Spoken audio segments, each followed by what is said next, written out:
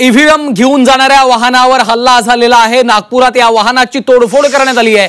नागपूरमध्ये अत्यंत गंभीर घटना घडली आहे। ईव्हीएम घेऊन जाणाऱ्या 4 चाकी वाहनावर हल्ला करण्यात आलाय आणि त्या वाहनाची आता मोडतोड करण्यात आल्याचं देखील कळतंय। मध्य नागपूर विधानसभा क्षेत्रातील किल्ला परिसरामध्ये बूथ क्रमांक 268 मधनं संध्याकाळी 7 ते 7:30च्या दरम्यान ही घटना घडल्याची माहिती आहे। जेव्हा किल्ला परिसरात बूथ क्रमांक 268 वरून ईव्हीएम घेऊन जाणारी तवेरा गाडी मतदान केंद्रातून निघाली तेव्हा त्या गाडीवर हल्ला करण्यात आलेला आहे आणि या गाडीवर हल्ला केल्यानंतरची ही सगळी दृश्य झी24 तासच्या माध्यमातून आपण पाहतोय। नागपुरात अत्यंत धक्कादायक अशी घटना घडलेली आहे। ईव्हीएम घेऊन जाणाऱ्या या वाहनावर हल्ला करण्यात आलेला आहे। अमर काणे आमचे प्रतिनिधी सध्या आपल्या सोबत आहेत। अमर, ईव्हीएम घेऊन जाणाऱ्या वाहनावर हल्ला केल्याची ही सगळी दृश्य आपण पाहतोय, नेमकं काय घडलेलं आहे, काय परिस्थिती आहे? खरं तर तणावपूर्ण अशी परिस्थिती होती। इलेक्शन ड्युटीवर असणाऱ्या वाहनांमधून ईव्हीएम घेऊन काही कर्मचारी मशीन्स घेऊन चालले होते। दरम्यान किल्ल्या रोडवर पोहोचले असताना तिथे काही गाड्यांना रोखण्यात आलं आणि त्यानंतर काही कर्मचाऱ्यांना मारहाण सुद्धा करण्यात आली। दरम्यान काही दक्ष नागरिकांनी आणि भाजपाच्या कार्यकर्त्यांनी तिथे पोहोचले आणि त्यांनी त्यांना रोखून धरले। त्यानंतर पोलीस पण तिथे तातडीने पोलिसांनी धाव घेतली आणि आता या दोन्ही गाड्या ज्या आहेत त्या कोतवाली पोलीस स्टेशनमध्ये ठेवण्यात आलेल्या आणि पोलिसांची मोठी सुरक्षा व्यवस्था तिथे लावण्यात आली आहे। वरिष्ठ पोलीस अधिकारी सुद्धा पोहोचलेले आहेत।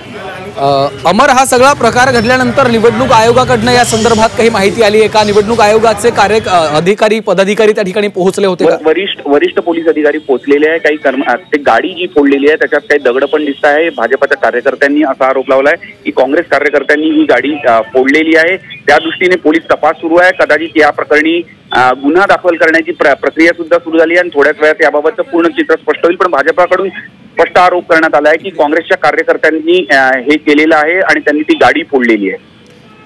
साधारण किती वाजताची ही घटना आहे अमर आणि कुठल्या बूथ क्रमांकावरून ही गाडी निघाली होती? किती जण या संपूर्ण सुरक्षा व्यवस्थे संदर्भात होते? ही घटना जी आहे साधारणतः 7:30च्या दरम्यान 7:30 ते 8च्या दरम्यान घडलेली आहे। नागपुरातील अतिशय गजबजलेला परिसर आहे। किल्ला रोड परिसरामध्ये ही संपूर्ण घटना घडली। त्यानंतर ही गाडीवर जेव्हा तोडफोड झाली आणि हे झालं त्यानंतर काही दक्ष नागरिक आणि भाजपाचे कार्यकर्ते तिथे धावून गेले। त्यानंतर काही काळाकरता संपूर्ण परिसरामध्ये मोठा तणाव सुद्धा होता। अमर, या गाडीचं प्रचंड नुकसान झालेलं आपण दृश्यांच्या माध्यमातून पाहू शकतो। दगडफेक करण्यात आली आहे का? कारण काचा फुटलेला दिसत आहेत। अगदी बरोबर आहे। एक दगडफेक करण्यात आलेली आहे। मागच्या सीटच्या बाजूला मोठा एक दगड पडलेला सुद्धा दिसून येतोय। समोर गाडीचे काही काच सुद्धा फुटलेले आहे आणि एका गाडीमध्ये हे सगळी तोडफोड झाली तर दुसरी गाडीलाही पण समोरची काच फुटलेली दिसून येते।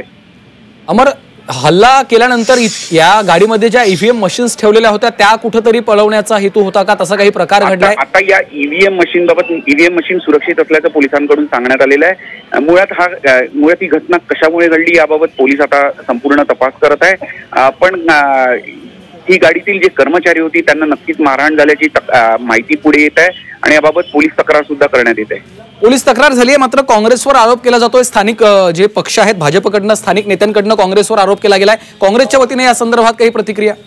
अजूनपर्यंत कोणतीच प्रतिक्रिया आली नाही। सगळ्यात महत्त्वाचं म्हणजे मध्य नागपूर हा तोच परिसर आहे जिथे प्रियंका गांधी आल्या होत्या, जिथे भाजप आणि काँग्रेसचे कार्यकर्ते भिडले होते आणि आज दिवसभरात बांगलादेश परिसरामध्ये सुद्धा भाजप आणि काँग्रेसचे कार्यकर्ते भिडले होते। त्यानंतर आता संध्याकाळच्या सुमारास परत एकदा ही घटना घडलेली आहे। एकूणच संपूर्ण परिसरामध्ये तणावाचं वातावरण आहे।